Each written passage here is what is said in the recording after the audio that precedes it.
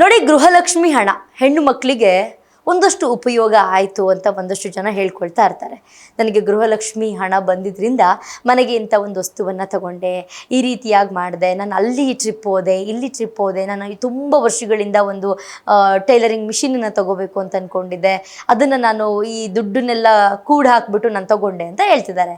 But ಈಗ ಅದೇ ದುಡ್ಡಲ್ಲಿ ಒಂದು ವಿಶೇಷವಾದಂತಹ ಕೆಲಸ ಆಗಿದೆ ಅಂತ ಹೇಳ್ಬಹುದು. ಇದು ನಡೆದಿರೋದು ಕೊಪ್ಪಳ ಜಿಲ್ಲೆಯ ಕುಷ್ಟಗಿ ನಿವಾಸಿಗಳಾದಂತಹ ಮಕ್ತುಬ್ದಿ ಕೊಪ್ಪದ ಸಜಾನಬಿ, ದಾದಾಬಾಯಿ, ಹುಸೇನಬಿ ಕುಮಾರ್ ಎಂಬುವ 3 ಮಹಿಳೆಯರು ಗೃಹಲಕ್ಷ್ಮಿ ಹಣ ಏನು ಬರುತ್ತೆ ಆ ಹಣವನ್ನೆಲ್ಲ ಜೋಡಿಸಿ ಆ ಲಭಿಸಿದಂತಹ ಆರ್ಥಿಕ ನೆರವನ್ನು ಉಳಿತಾಯ ಮಾಡುವ ಮೂಲಕ ಹುಬ್ಬಳ್ಳಿಯಲ್ಲಿ ರೊಟ್ಟಿ ಮಿಷಿನ್ ಖರೀದಿಸಿ ಸ್ವಯಂ ಉದ್ಯೋಗ ಆರಂಭಿಸುವಲ್ಲಿ ಮುಂದಾಗಿದ್ದಾರೆ ಈ 3 ಜನ ಮಹಿಳೆಯರು.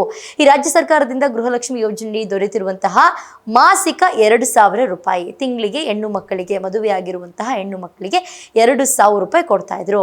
ಅದನ್ನ ಸದ್ಬಳಕೆ ಹೆಂಗ್ ಮಾಡ್ಕೋಬೇಕು? ಕೆಲವರು 2,000 ರೂಪಾಯಿ ಬರ್ತಿದ್ದಂಗೆ ತಿಂದು ಮಜಾ ಮಾಡಿ ದುಡ್ಡನ್ನ ಖಾಲಿ ಮಾಡ್ಕೊಂಡಿದ್ದಾರೆ. ಇನ್ನು ಕೆಲವರು ನಾನು ಆಗ್ಲೇ ಹೇಳ್ದಂಗೆ ಒಂದಷ್ಟು ಪ್ಲೇಸ್ಗಳನ್ನ ನೋಡ್ಬೇಕು ಅನ್ಕೊಂಡಿದ್ರು, ನೋಡ್ಕೊಂಡು ಬಂದಿದ್ದಾರೆ. ಇನ್ನು ಒಂದಷ್ಟು ಮಷಿನರೀಸ್ ತಗೋಬೇಕಾಗಿತ್ತು, ಅದು ತಗೊಬೇಕಾಗಿತ್ತು, ಇದು ತಗೊಬೇಕಾಗಿತ್ತು ಅಂತ ಅನ್ಕೊಂಡಿದ್ರು.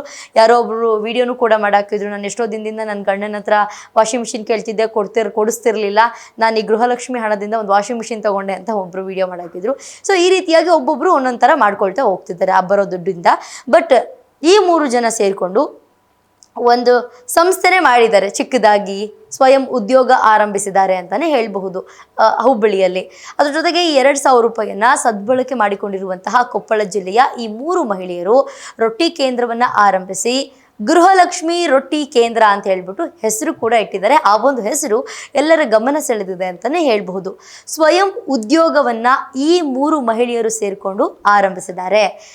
ಕೊಪ್ಪಳದ ಕುಷ್ಟಗಿ ನಿವಾಸಿಗಳಾದ ಈ 3 ಜನ ಈ ಒಂದು ಗೃಹಲಕ್ಷ್ಮಿ ಯೋಜನೆಯಿಂದ ಬರುವಂತಹ ದುಡ್ಡಲ್ಲಿ ಈ ಒಂದು ಬಿಸ್ನೆಸ್ಸನ್ನು ಶುರು ಮಾಡಿದ್ದಾರೆ. ಈ ರೊಟ್ಟಿ ಉದ್ಯಮ ಏನಿದೆ ಅದನ್ನ ಕಟ್ಕೊಳ್ಳೋದಕ್ಕೆ 29 ಕಂತುಗಳ ಪೈಕಿ ಒಟ್ಟು 58,000ದಂತೆ, ಅಂದರೆ ಒಬ್ಬೊಬ್ರು 58,000ದಂತೆ 3 ಜನ ಹಣವನ್ನ ಹೂಡಿಕೆ ಮಾಡಿದ್ದಾರೆ. ಜೊತೆಗೆ ಸ್ವಂತ ಹಣ ಸ್ವಲ್ಪ ಜೋಡಿಸ್ಕೊಂಡು 2 ಲಕ್ಷ ರೂಪಾಯಿ ಅಧಿಕ ಮೊತ್ತದಲ್ಲಿ ಈ ರೊಟ್ಟಿ ತಯಾರಿಕಾ ಮಿಷಿನ್ ಅನ್ನು ಅಳವಡಿಸ್ಕೊಂಡು ಉದ್ಯಮ ಅಂದರೆ ಬಿಸ್ನೆಸ್ಸನ್ನು ಆರಂಭಿಸುವ ಮೂಲಕ ಜೀವನವನ್ನು ಕಟ್ಕೊಂಡಿದ್ದಾರೆ. ಅದೇ ಹೇಳಲ್ವ, ಒಂದಷ್ಟು ಜನ ಜೀವನ ಕಟ್ಕೋಬೇಕು ಅಂತಿದ್ರೆ ಹೆಂಗೆ ಬೇಕಾದರೂ ಕಟ್ಕೊಳ್ತಾರೆ. ಯಾವುದಾದ್ರೂ ಬಂದರೆ ಉಳಿಸಿ ಮಾಡಿ ಕಟ್ಕೊಳ್ಳೋರು ಕಟ್ಕೊಳ್ತಾರೆ, ಇಲ್ಲ ಅಂತಂದರೆ ತಿಂದು ದಿವಾಳಿ ಮಾಡ್ತಾರೆ ಅಂತ. ಇದು ಖುಷಿ ಆಯಿತು ಈ ಒಂದು ವಿಷಯ ಕೇಳಿ. ಗೃಹಲಕ್ಷ್ಮಿ ದುಡ್ಡಿಂದ ಹೆಣ್ಮಕ್ಳು ಈ ರೀತಿಯಾಗಿ ಮಾಡ್ಕೊಂಡಿದ್ದಾರೆ ಅಂತಂದರೆ ಭಾಳ ಖುಷಿ ಆಗುತ್ತೆ. ರಾಜ್ಯ ಸರ್ಕಾರದಿಂದ ಗೃಹಲಕ್ಷ್ಮಿ ಯೋಜನೆಯಡಿ ದೊರೆತಿರುವಂತಹ ಮಾಸಿಕ 2,000 ರೂಪಾಯಿ ಸದ್ಬಳಕೆ ಮಾಡಿಕೊಂಡಿರುವ ಕೊಪ್ಪಳ ಜಿಲ್ಲೆಯ 3 ಮಹಿಳೆಯರು ಈ ಒಂದು ರೊಟ್ಟಿ ಕೇಂದ್ರವನ್ನು ಆರಂಭಿಸಿ ಆ ಒಂದು ಹೆಸರನ್ನ ಇಟ್ಟಿದ್ದಾರೆ. ಏನಂತ ಹೆಸರು? ಗೃಹಲಕ್ಷ್ಮಿ ರೊಟ್ಟಿ ಕೇಂದ್ರ ಅಂತ. ಆ ಒಂದು ಹೆಸರು ಎಲ್ರಿಗೂ ಕೂಡ ತುಂಬ ಖುಷಿ ಕೊಟ್ಟಿದೆ. ಒಂಥರ ಡಿಫ್ರೆಂಟ್ ಆಗಿದೆ ಈ ಒಂದು ಹೆಸರು.